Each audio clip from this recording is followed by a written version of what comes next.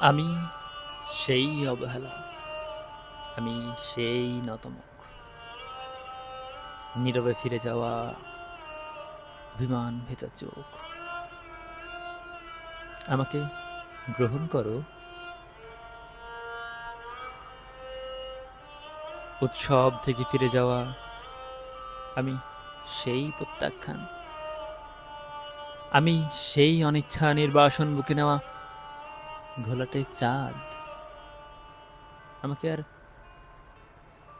আমাকে আর কি বা বেদনা দেখাবে? তপ্ত সীসার মতো পুড়ে পুড়ে একদিন কঠিন হয়েছি, শেষে হয়েছি জমাট শিলা।